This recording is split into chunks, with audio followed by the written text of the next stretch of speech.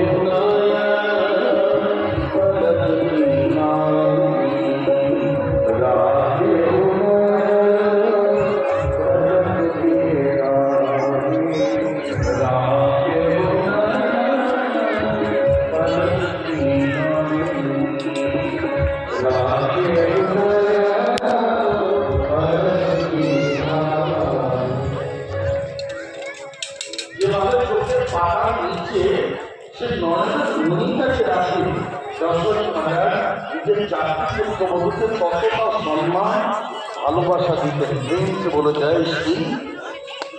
এত আসতে বলতে হয়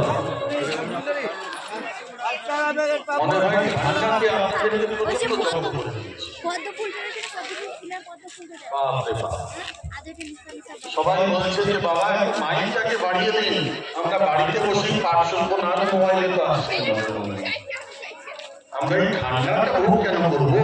4 ঘন্টা আমরা বাড়ি থেকে বেশি বেরিয়ে এসে বাড়িতে বসে সুন্দর গরম গরম বৌমা চা এনে দেবে আর পকোড়ি এনে দেবে, সেই চপ মুড়ি ভাজা খেয়ে খেয়ে ভালো করে মোবাইলে পাঠ শুনবো। সেটার মধ্যে জানবো এই 4 ঘন্টায় ঠান্ডা কেন করবো? তাই তো যদি না তো বাড়ি থেকে বেরোচ্ছে না কেন? আসলে ভালো লাগে না কি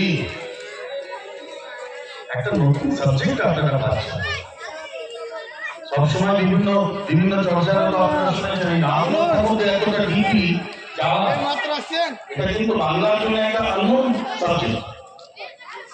বাঙালি জগতে আমার কথা কোনোদিন খুব কম হয়, কম না হয়ই না, এটা সবই রামচন্দ্র মানুষের কথা হয়তো গত বছর হয়েছে, তারপরে এখানে হয়েছে। বাংলা বুকে কোনোদিন রামায়ণের কথা এভাবে এত কেউ আয়োজন হয়নি। একটু ধন্যবাদ দেওয়া উচিত আমাদেরকে সামান্য নিশ্চিত। ওদের উদ্দেশ্য তারা নিজেকে আনন্দ পাচ্ছে। হাতে তালি দিয়ে হবে না, হাতে তালি দিতে হবে। বাড়ি থেকে বেরিয়ে আসলে প্যান্ডেলটা তো খালি হয়ে যাবে। কেন আপনারা বাড়িতে বসে অদ্ভুত আছে?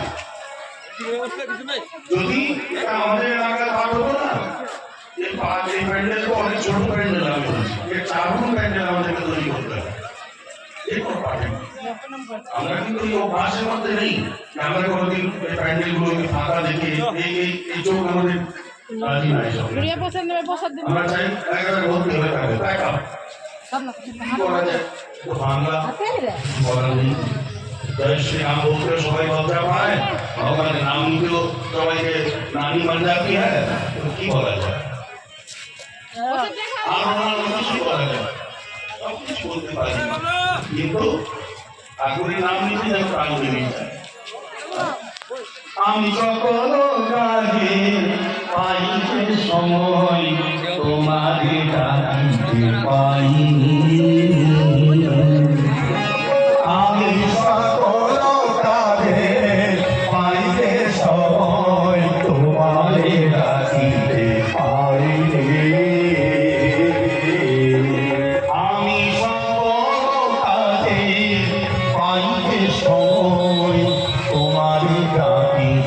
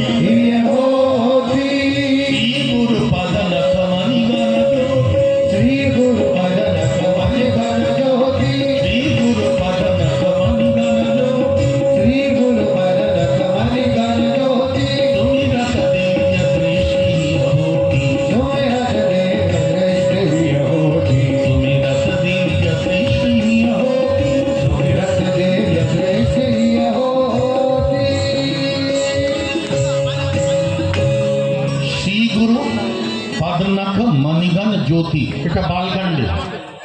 যখন তিনি বালকাণ্ড আরম্ভ করছেন, শ্রী গুরুদেবকে প্রণাম করেছেন, মঙ্গলাচরণ করেছেন, প্রেম সে বলো জয় শ্রী শ্রী গুরু পদ নখ মণিগণ জ্যোতি সুমিরত দিব্য দৃষ্টি।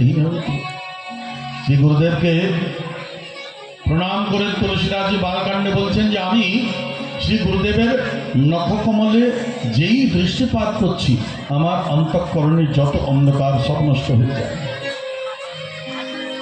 শ্রী গুরুদেবের কাজই হচ্ছে কি? অজ্ঞানকে বিনাশ করে দেয়া। শ্রী গুরুদেবের কাজ হচ্ছে শোককে নাশ করে দেয়া। অজ্ঞান তিমিরান্ধস্য জ্ঞানাঞ্জন শলাকয়া চক্ষুরুন্মীলিতং येन তস্मै শ্রী গুরুবে নমঃ। অজ্ঞান ও তিমিরকে দূর করা এটাই গুরুর প্রধান কাজ, শোক নাশ করে দেওয়া, কষ্ট নাশ করা। বালকাণ্ডে শ্রী তুলসীদাসজি গুরুদেবকে প্রণাম করে নিজের নেত্রটাকে শুদ্ধ করেছেন, কিন্তু অযোধ্যাকাণ্ডে যখন তিনি এবার গুরুদেবকে প্রণাম করছেন তখন তিনি নিজের বুদ্ধিটাকে শুদ্ধ করেছেন। গুরুদেবের কৃপা হলে তখনই জীবের নেত্র শুদ্ধ হবে আর বুদ্ধিটাও শুদ্ধ হবে। প্রেম সে বলো শ্রী গুরু চরণ কমল সরোজ রজ নিজ মন মুকুর সুধার বর্ণম রঘুबर विमल जसु जो दायक फल चर। श्री गुरु चरण सरोज रज निज मन मुकुर सुधार वर्णम रघुबर विमल जसु जो दायक फल चार। श्री गुरुदेवेर यदि कृपा हो जाए जीव धर्म अर्थ काम मोक्ष এই চারটি পুরুষার্থের প্রাপ্তি করে নেয়। তাই তিনি নিজের বুদ্ধিটাকে শুদ্ধ করে নেন। বাল্যকালে সর্বদা নেত্রটা অশুদ্ধ হয়,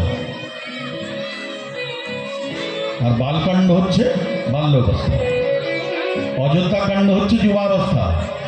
আর যুবাবস্থাতে বুদ্ধিতে বিকৃত হয়ে যায়।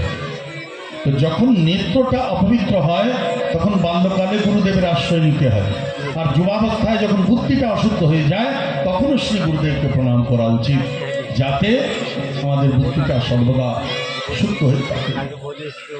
ভগবান শ্রীরাম তুলসীদাসজি বলছেন যখন থেকে অযোধ্যাপুরীতে বিবাহ করে এসছেন খুব আনন্দ হচ্ছে, বৃদ্ধি সিদ্ধি সমস্ত প্রকারের অষ্ট প্রকারের সিদ্ধি অনিমা লঘিমা ঈশিতা